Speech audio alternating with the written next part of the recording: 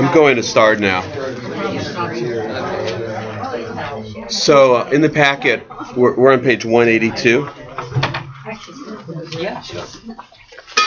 We've gone over this, but it's been several weeks, so we'll start it again.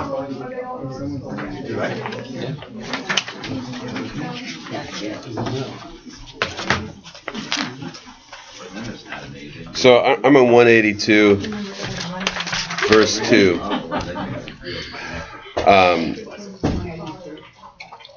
It's Baba Metzia 106a. 182, it's verse 2. And just to reorient everybody, this is a discussion of how much the sharecropper is allowed to deduct from his rent if something goes wrong, if there's a disaster. And I'll remind you of the concept Makat Medina. So Makat Medina means a regional disaster. So there are two types of disasters under discussion, to actually simplify things. There's a regional disaster, and there's personal misfortune. So personal misfortune, the sharecropper is not allowed to deduct because it's either his fault, as a bad sharecropper, or God has not been smiling on him. The angels of agriculture have been smiling on him. It's his own personal misfortune, so that's his problem. But there's Makat Medina, which is the other category, which is that it's a regional disaster. It's clearly not his personal misfortune. There was something that struck all the crops of that area. Okay? So that's a very simple way of looking at it. For his personal misfortune, he cannot deduct anything from his rent. But if it's a regional disaster, Makat Medina, he is allowed to deduct something from his rent. Is that clear? Okay. Now we're going to complicate things. All right, so verse 2. Meitve. So meitve means that there's an objection to this whole system. Okay? And it's based on some laws of the Jubilee year. So we'll get to it in a second. Haitash not shidafon. I think what I'll do is right now is just review the Jubilee year. So we understand it. So the Jubilee year is that in the 50th year, the fields revert to their original owner.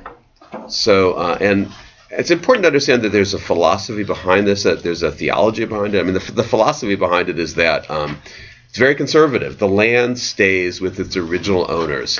And things can happen. Sometimes you'll need to sell because you face some kind of financial difficulty in your life. But ultimately, the system is set up to preserve everything as it was when the people made it to Israel.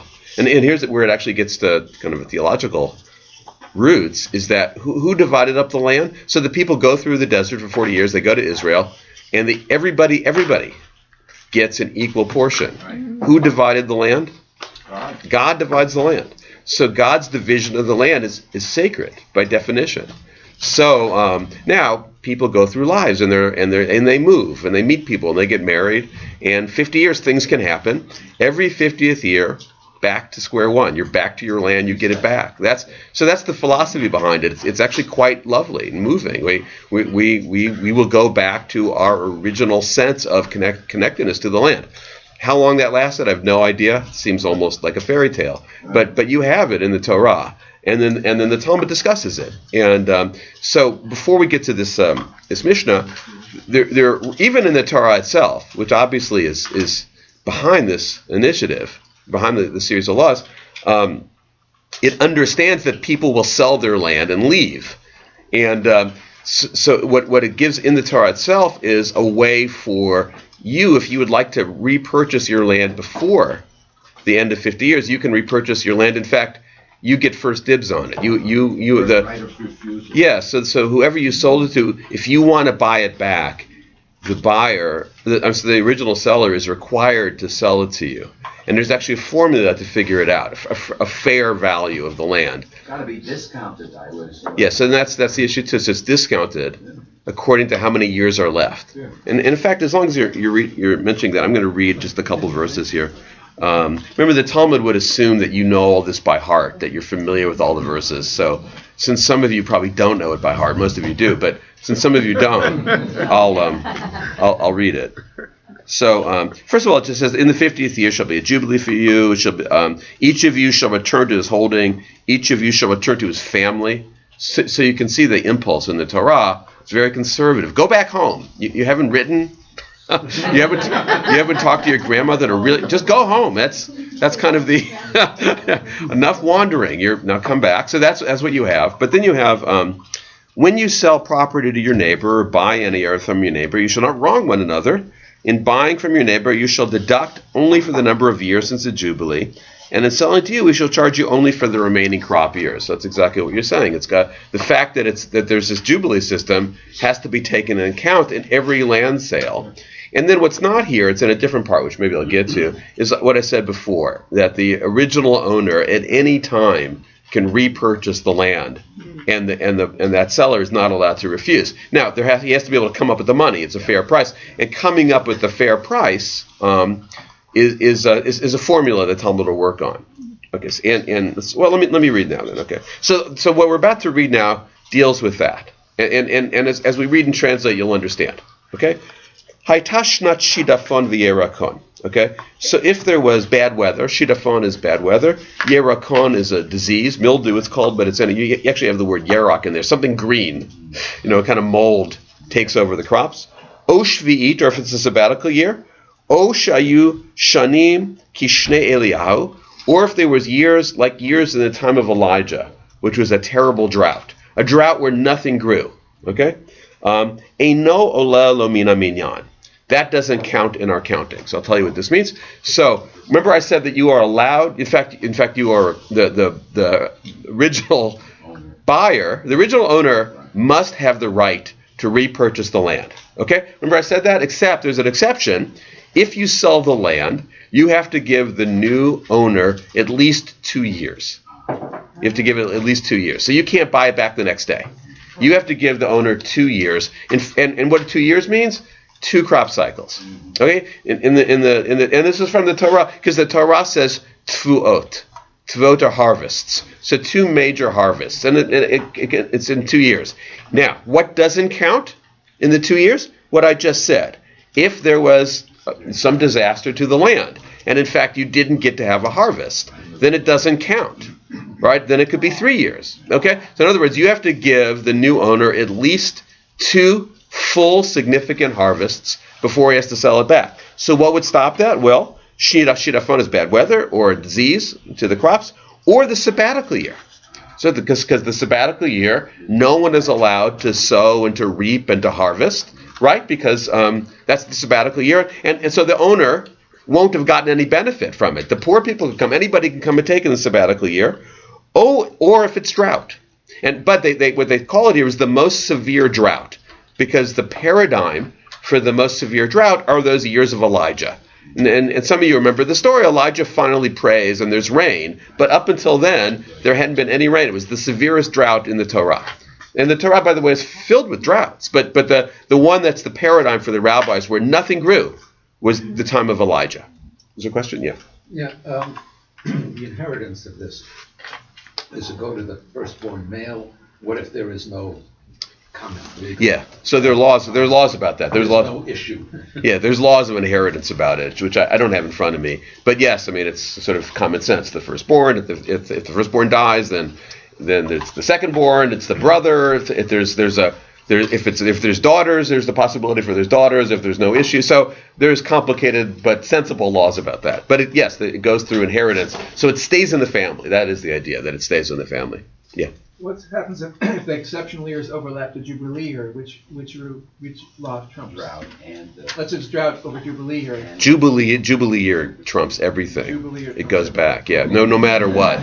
Yeah. No, 50 is 50. Okay. That it's not 50 harvests. It's 50 years. The reason that the Mishnah can even say here that it's harvests and not years is because the Torah actually uses the term tfuot, which means harvests, not shanim. Shanim is years. If it had said years, it wouldn't matter. There wouldn't be any exceptions. So they're allowed to say this as exceptions because the Torah's language is actually harvests. And this actually is quite sensible. If there's no harvest, you got to give the guy 2 harvests. What if you have 2 harvests in one year? Yeah, it's major harvests. So it means the cycles of harvest. Yeah, you're right. Some crops, some farmers are going to have much more than 1 harvest, but cycles of harvest, a year of harvests. Okay, let's keep going. Ma shnei Eliyahu delo have tfua klal So now they look at the droughts of Elijah. So remember, in the droughts of Elijah, there were no harvests anywhere. Okay, so it wasn't just a question of a regional disaster. It was a countrywide disaster. Avhacha. So in our case, when we're talking about, when we're defining what does a makat medina mean, because that's a hard thing. What is a regional disaster? Right? Does it mean the neighboring fields? Remember we had, does it mean the majority of the fields? We've had this discussion. So, but now they're saying, well, wait a second, we've already figured out what regional disaster is. It must be what the rabbis were talking about during the time of Elijah, which means that nothing grew anywhere. So is that how we're defining regional disaster, which is nothing grew anywhere? So here in our discussion about the sharecropper being allowed or not allowed to deduct from his rent, maybe the makat medina then is the regional disaster is when it's a total wipeout. Otherwise, why is that in the discussion about the sabbatical, about the Jubilee year? Aval de'ika tvua, but if there was any harvest anywhere in the country, salka le, it would count. Okay, so for the farmer who's bought the Jubilee crop, all right, if there was some kind of, so it might have affected him. He might have had a terrible year. I'm not talking about the sharecropper right now. I'm talking about the guy who buys from the Jubilee owner. He might have had a terrible year, and everybody around him might have had a terrible year. But if there's one person that had a decent harvest in the country, and this is the borders of Israel, the border of the land of Israel, for the Torah, that would count, and then he's got to give. So he's got to then sell back the land. Right. However, in our case, this is what we have to ask. In our case, for the sharecropper, are we defining the regional disaster as something more reasonable? Just all the neighboring fields or the majority of the fields, or is it as total as this, where if there's even one harvest that worked in the entire country, he has to give it back. So they're implying here maybe the whole concept of regional disaster has to be so broad and wide that it would almost never happen unless there's this real terrible drought. So that's the question they're asking. Okay. Velo ka'amrina makat medinahi. Okay, because they're saying in the case of the Jubilee year, if there's a single poor harvest, in that case we're not calling it a regional disaster. As long as there's one harvest. Maybe you would have been the one harvest, so you can't deduct. Okay, so that's the question. Is a regional disaster a total disaster for the whole country, or is it something that's a little bit more reasonable? Okay, now behind the question is something we talked about before, and for several weeks, is that they are, remember, concerned about the contract itself.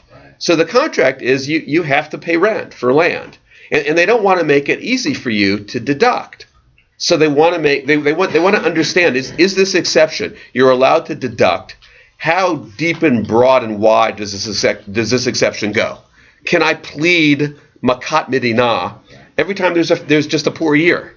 Because that's going to be if I'm the sharecropper, I'm going to want to deduct whatever I can deduct. So now the rabbis are trying to define, is it absolute and total? Everybody got wiped out? Because that's easy to define. Or is it something a little bit more reasonable? But if it's more reasonable, it's easier to take advantage of. And then the economy is harmed that way. So those are the kind of ideas that are at play. Okay? I'm going to go on it. So now they're going to answer. But any questions? Yeah. The rabbis were more likely to be landowners than lessees? Not necessarily, no. I'd say there was a mix. There's a mix. We had that story a couple weeks ago. So some of the rabbis, were sharecroppers, in fact. I would say it's probably the opposite. It's probably, the rabbis did not represent the financial aristocracy. They didn't, no. Which like in many ancient societies would have been very small. The 1% was the 1% in those days, like it is today. And the rabbis were not in the 1%, just as they're not today. There were one or two exceptions, just as there are today. By the way, there are one or two. There's a rabbi. There's a rabbi who lived next to one of the Waltons, and they became very friendly. They were neighbors, and this is when he was first starting out. And in Arkansas. In Arkansas. And he said, you know what? Why don't you give me your retirement, and I'll see what I can do with it. And he invested it for him. And so this rabbi now is a very, very wealthy guy. And I must say, very philanthropic. So as he should be, right? And so, all right. Anyway, so but this is an exception. This rabbi's Rabbi, if right, there was a reasonable disaster, and one guy did drip irrigation, There's 30 people here. Yeah, one innovative guy, yeah. that would cancel out the. That's right. No, you're totally right. I mean, so and in fact, it's an important point to make. If there are a few farmers that were able to, despite the fact that it was a terrible drought, still manage to prosper, so now the owner can say to the guy, the sharecropper, well, why didn't you do that? Why are you deducting? What you need to do is be as smart as those farmers over there. So as soon as there's some successful harvests, it gives the owner warrant to say, you don't get to deduct anything. You're going to see that. It's going to come up. Although not in technology, but in prayer. which is a form of technology for some people. So I'm going to keep going. I think we're going to get to that. Okay. Amar Rav Nachman Bar Yitzhak. So Rav Nachman Bar Yitzhak says Shani Hatam. Okay. He says the idea of the sabbatical is altogether different, and you shouldn't be comparing them. De Amar Kra, because the verse says, now page 183, B'mispar shnei tfuot im karlach, shanim sheyesh bahem tfu'a ba'olam. Okay, so it says the issue with the Jubilee year is totally different because Scripture uses the term tfuot, the plural of harvests, that and you when you're figuring out the buyback formula, you figure according to harvests. So the fact that it's the plural means there has to be at least two. But it also says shanim sheyesh b'hem tfu'a ba'olam. It implies if there's any harvest at all, any single solitary lucky smart farmer manages to have a harvest, then it counts because it's a harvest. Okay. Whereas in our case, we don't need to have that strict a definition in understanding makat medina, because we're dealing with different scriptural verses that aren't dealing with tfuot. Also, we're allowed to use common sense more here, because in fact the issue is not covered in the Torah. All right. So anyway, they're different things. Okay, but now, as long as we're talking about the Jubilee, we'll have a little bit more of a discussion about it. Amar le Rav Ashi le Rav Kahana. So Rav Ashi said to Rav Kahana, Ela me'ata. So here's another way of looking at it. Shvi'it ta'alelo min ha-minyan. But they said, wait a second. So the sabbatical, if there's a sabbatical year, it should count. Right? The sabbatical year should count. What do I mean by count? It should count in the years, the minimum number of years that the new owner is allowed to keep the land. Why? Because there are harvests during the sabbatical year, just not in Israel. That's right. So the sabbatical year only applies to the borders of the land of Israel. If you're on the border, one foot over, 1 yard over, there's a perfectly good harvest going on. Because those guys, Jews or non-Jews, Jews are non-Jews, by the way. I mean, of course, non-Jews, because they're not following the Torah. But even Jews, if you live out of Israel, you're not required to follow the laws of the sabbatical year. So there are harvests there. So they're saying, so why does the sabbatical year not count? Because if you're using the plural for tuah, if you're saying we only don't count years where there are no harvests, but in the sabbatical year there are harvests just across the river, or actually, however you define the borders of the land of Israel, which is a controversy then and a controversy now. But however you might define those, just over the border, there are fields where there are harvests. Okay, so that's a good question. If you're saying even one harvest counts as a harvest, what about the harvest in Amman, which is just across the border? Okay, now there's an easy answer to that. Amar le shvi'it avkata demalkahi. Well, the sabbatical year is where the king actually takes ownership of all the fields. So you're not allowed. So you're not allowed to have harvest in the land of Israel. Now, by king there, of course, they mean God. The God is actually confiscating all of the land. So the crops belong to everybody, and that's the totality of it. So and then what they're saying is we're talking about the borders of the land of Israel. You got to draw your border somewhere. Yes, they're going to be harvests in North America. If there's a drought in Israel, there'll be harvests in North America someplace. So somewhere you draw the border. So they're saying the border is the land of Israel. So during a sabbatical year, there's no harvest in the land of Israel. And it could be a drought where there's no harvest in the land of Israel. I'm not interested in harvests in Cleveland, Ohio, or in Singapore. We're talking about the borders of our country. So that's what they come to. Is it possible that a 7-year cycle was not the same for each. That is, the guy in this field had his 7 years over here, and the guy next door down the road counted 7 years from a different year. No, Every 7 years. the 7 years are, yes, it's like the holiday. Yeah, they're set. They're set on the calendar. We're still keeping track of that. I'm not personally, but there are people that are keeping track of it right now, because every once in a while you read about it in Israel. There's sabbatical crops and jubilee crops. I think it was this year. Yeah, this year is the Shemitah year, sabbatical. Now the jubilee, I don't know. Well, they don't observe it. But they don't observe it, but they do. They do observe. They get around it. they observe it by getting around it. They just like they get around the sabbatical year by because luckily there's still some non-Jews in the world, so they can sell stuff to non-Jews and right. Okay, and ownership and yeah, they do. They take it seriously. They take it seriously in the sense that they've built in systems to get around it. Okay, which tells you something. It tells you that it's not workable now. But one way or another, you have to acknowledge it. All right, let me finish this paragraph. So this is interesting too. So we're still on this subject. Amarle Mar Zutra. Bare de Mar de Rav Mare le Ravina. I mean, I'll tell you, as long as we're talking about getting around it and they have it, but they're not, trying to acknowledge it. So most of this discussion takes place in Babylonia, where there's no sabbatical year, no jubilee year. But they still wanted to talk about it because they thought it was interesting, it was important, and this is important that there are principles embedded within it, which are still extremely useful in how we order ourselves as a society nowadays. Which is why it's still important to study it, even though we know that we're not going to fulfill it the way it was fulfilled in the Bible. There's lots of things we're not doing like they did it in the Bible, and yet the principles are still important to us religiously. All right, so I'm going to keep going. So Mar Zutra says to all the down to Rav Marina, Ravina, Elame Anta. So here's a question: Shvi'it lo talelo min hagerua. They said, well, the sabbatical year now shouldn't count in the amount of money you deduct to buy a field when you're buying it.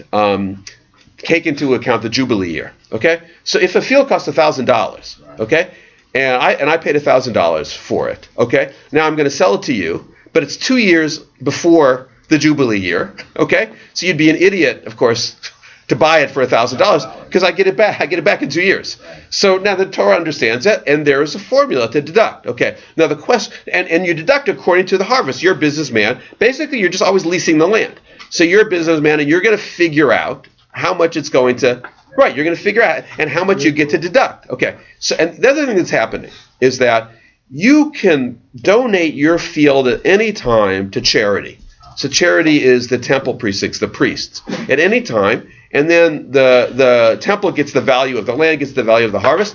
If you do that, if you donate your field, you're allowed to buy it back at any time. They can't stop you from doing it. So if somebody donates a car to us today, and we were to follow this, they're allowed to buy that car back at any time at a very discounted price. Right. So we can get the use of it, renting it out, whatever we're going to do for it. But anytime they want, they can buy it back. Okay? And in the sabbatical year, they get it. I'm sorry, in the jubilee year, they get it back anyway. Oh, yes. Okay.